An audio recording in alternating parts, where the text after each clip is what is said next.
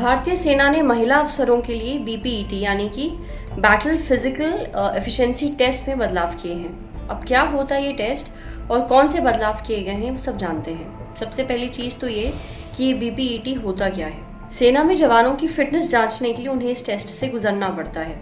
अब ये टेस्ट 5 से 10 साल की सर्विस के बीच के सैनिक लेते हैं। इस टेस्ट में अलग अलग टास्क होते हैं, जैसे कि कंधे पर बैग, हाथों में राइफल इत्यादि लेकर भागना, सीधी रस्सियों पर चढ़ना इत्यादि।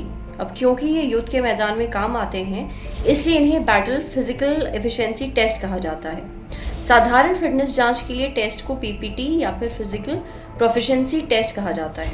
अब बीपीईटी के लिए महिला रिक्रूट्स के लिए जो टास्क होते हैं, उनमें शामिल हैं 5 किलोमीटर की दौड़, 60 मीटर की तेज दौड़, लटकी हुई रस्सी पर चढ़ना, आड़ी रस्सी से नीचे से निकलना, 6 फीट लंबा गड्ढा कूदकर पार करना। इन सभी टास्क में एक तय समय होता है जिस हिसाब से परफॉर्मेंस जज की जाती है। जैसे कि 60 मीटर की दौड़ अगर आप 16 सेकंड में पूरी कर लें तो उसे एक्सीलेंट कहा जाएगा, 19 सेकंड में अच्छा कहा जाएगा और 20 सेकंड में सैटिस्फैक्ट्री यानी कि संतोषजनक कहा जाएगा। लेकिन इंडियन एक्सप्रेस की रिपोर्ट के मुताबिक अब इन नियमों में बदलाव किए गए हैं। रिपोर्ट के मुताबिक directorate general of military training यानी कि डीजीएमटी ऑफ आर्मी हेडक्वार्टर्स ने इस बाबत मई में ही निर्देश जारी कर दिए थे।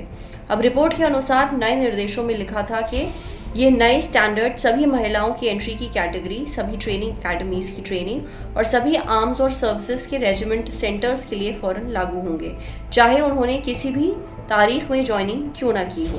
क्या है ये बदलाव? 2011 में निर्देश दिए गए थे कि जो महिला सैनिक अफसर 2009 से पहले कमीशन हुई हैं या जिनकी उम्र 35 साल से अधिक है, उन्हें बीपीईटी नहीं देना था। लेकिन नए आदेश के मुताबिक अब उन्हें भी इस टेस्ट से गुजरना होगा। टाइम लिमिट में भी बदलाव किए गए हैं, जैसे कि 60 मीटर की तेज दौड़ का इसमें बदलाव हुए हैं। इसमें बदलाव करके अब ये नई टाइम लिमिट रखी गई है। ये जो चेंजेस किए गए हैं, इस पे अब क्या रिएक्शन आ रहे हैं? रिपोर्ट के अनुसार एक महिला ऑफिसर ने इस निर्देश को लेकर नाराजगी जताई। उन्होंने कहा कि जब सुप्रीम कोर्ट ने महिला ऑफिसर्स के लिए परमानेंट कमीशन के पक्ष में निर्णय दिया, उसके बाद ही ये क्यों किया जा रहा है। ये एक तरीका है ये सुनिश्चित करने का कि जो महिला ऑफिसर्स ज्यादा उम्र की हैं और बीपीईटी के टेस्ट नहीं देती आई हैं, वो इस कोशिश में असफल हो जाएं और उन्हें सर्विसेज से बाहर कर दिया जाए। क्या है ये परमानेंट कमीशन? भारत में सुप्रीम कोर्ट ने फरवरी 2020 सेना में महिलाओं को परमानेंट कमीशन दिए जाने के आदेश दिए थे। इसका मतलब ये है कि अब महिलाएं भी रिटायरमेंट की उम्र तक अपनी सेवाएं दे सकेंगी। अभी तक महिला ऑफिसर की शॉर्ट सर्विस कमीशन में ही नियुक्ति होती है, जिसमें 10 साल और ज्यादा से ज्यादा 14 साल तक ही सर्विसेज दी जाती है। कोर्ट ने कड़ी टिप्पणी करते हुए कहा कि केंद्र सरकार को अपने नजरिए में बदलाव लाना चाहिए। नमस्कार आदाब, मेरा नाम है सरवत, आप देख रहे हैं ऑर्डिनरी। ये स्टोरी हमारे लिए हमारी साथी प्रेरणा ने लिखी है। ये वीडियो फेसबुक पे देख रहे हैं तो हमारे फेसबुक पेज को लाइक करिए, यूट्यूब पे देख रहे हैं तो हमारे चैनल को सब्सक्राइब करिए, बेल आइकन पर ज़रूर क्लिक कर दीजिए ताकि जब भी हम कोई नया वीडियो अपलोड करें तो उसका नोटिफिकेशन आप तक ज़रूर पहुंचे। Thank you.